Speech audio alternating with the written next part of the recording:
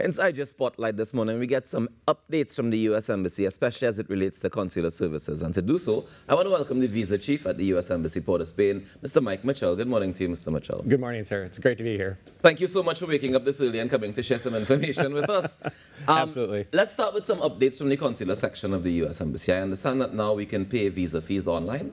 You can. In fact, we're really proud of the progress we've made over the past couple of months. Our wait time is literally down to single digits. So anybody who's interested in a visa can apply online and get an appointment very soon. We do want to remind people that the holidays are coming up, however, so please plan ahead. Generally, the process takes 3 to 4 weeks. So we encourage everybody to check your visa if you have one already. And if you don't and you need to reapply, we also now have the interview waiver process. Well, that was going to be my next question, because I understand that you can get that interview appointment waived, yeah? That's right. Yeah, if you've had a previous visa and you are within 4 years of the expiration of the previous visa, you can send everything in by mail and you don't have to come in for the personal interview. When you say 4 years within the expiring of the visa, so if you have a visa currently and it's expiring next month, can you get that? So if the visa expired less than 4 years ago. Okay. Yeah. A lot of people's visas expired and they didn't renew it during COVID. So we're seeing a lot of people renewing now. But many of the people that we see in person could have applied by mail. Okay. And to apply by mail, you go online? Yeah, so the best website is tt.usembassy.gov or travel.state.gov, and all of the information about how to apply is there. We strongly sort of warn people that you don't need a vendor or you don't need an agent or a lawyer to do this for you, and there's no guarantee that they might give you that will guarantee you the visa. So just try it yourself, apply online. We do want to sort of remind people to read the questions carefully and to make sure that they answer on their own. And honestly. And honestly, yeah. And for the interview waiver questions, there's a couple of sort of check questions to see whether you're eligible. Please read them all carefully. They may not all have the same answer, and we find that some people zip through them really fast and end up being told by the system that they don't qualify, and they actually do. Yeah. And for those people whose visa would have expired more than 4 years ago, they have no choice but to go through the interview process. Unfortunately, yeah. They'll have to go through, as well as children. So once you reach the age of 14, you need to have an interview, and generally you need to have your fingerprints taken. So even if you were a kid and you had a visa, if you're under 14, you don't have to come to the interview. The parents don't need to bring the kids, and they can also have their applications mailed in. But once they reach the age of 14, we need to see them. All right. And what about group appointments? We can make group appointments as well? So we are excited to announce a new group interview process. It hasn't gone live yet, but we're hoping the next couple of weeks we'll have a special site where groups over 10 can apply, and that way then we can handle all these big pan groups that are going up to Miami for Carnival and get everybody in time. Right. I was just wondering, what is the application for it? So it'd be like performance teams, sports teams, that kind of thing. Families of more than 10? Exactly. Even families more than 10. Yeah. I mean, obviously we assume that mostly it's going to be for music groups and sports teams. But maybe there's a conference or a church group that's going up.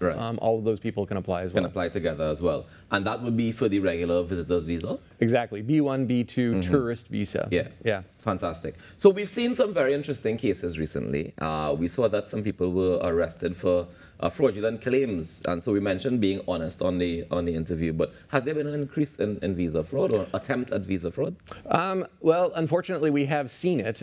We have a fraud unit that's been doing some amazing work, and they have uncovered quite a bit, mostly fraudulent employment documents and bank documents. And we also see a lot of times people have had an agent fill out their application form, and the agent hasn't identified themselves, and then they've put down incorrect incorrect information on the application form, and it gets these people in trouble. So we strongly recommend that people check their application form before it's submitted to make sure that they agree with all the answers. But yeah, unfortunately, we have seen a bit of an increase in fraud, and we just want to warn people that our teams are checking, and if you're caught, not only could it lead to a lifetime ban for a visa, but it's illegal in Trinidad.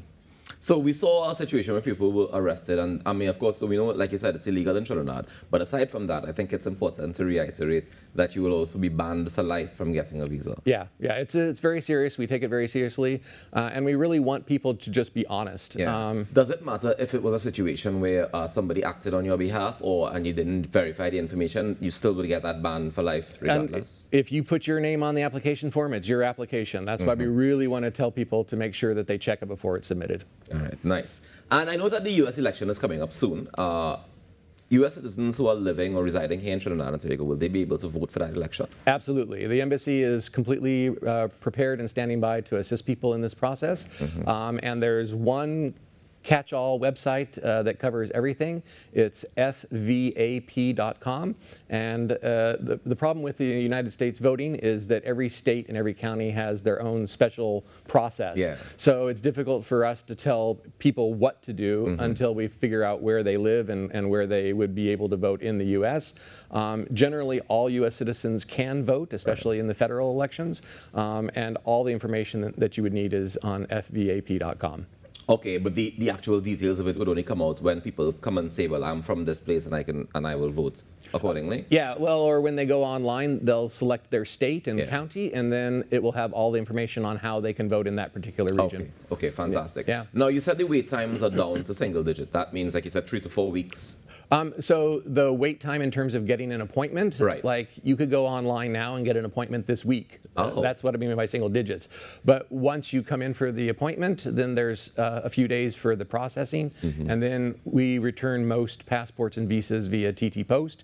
And that will take a couple of days as well. So it's not instantaneous, even if you can get an appointment tomorrow. So again, we encourage people to apply early. So I also realize that when people have appointments, they still have these long wait lines outside. I always pass and see the lines outside. Is that for appointments, or is that people just dropping by to hope for the best? So those are for the appointments. We are interviewing over 300 people every day, and we tell people not to arrive more than 15 minutes before their appointment time. But as you know, with traffic, people try to arrive early because if they miss their appointment, they have to reschedule. So we unfortunately have a short wait out in front, but we try to get people in within 15 minutes. And I have to give our team credit. It's been amazing. We are now processing 60% more visas now than we did pre-COVID, and we just passed 75,000 for the last 12 months. So it's amazing. What do you know what causes this increase to happen, like the increase in productivity? Is there a change in the system? No, we just are working extra hard. Yeah, I think, again, a lot of people are renewing after COVID. They sort of let their visas expire, so we're seeing a lot more people coming in. But just due to efficiencies and getting the process down and having a really great, well-trained team, we can manage that many people each day. Fantastic. I know that there was a recent acquisition of a new property for the U.S. Embassy. Do you have any idea as to when that transition will happen from the building on Marley Street? Or are there plans to move out of that building at all? So we do have the new building facility. I think it's slated to groundbreaking in 2028, but it could take a few years after that. Unfortunately, I'll be gone before we get to see the... So that's the next thing. Should we be concerned that when the team changes, that there would be a decrease in efficiency as the new team has to relearn the processes?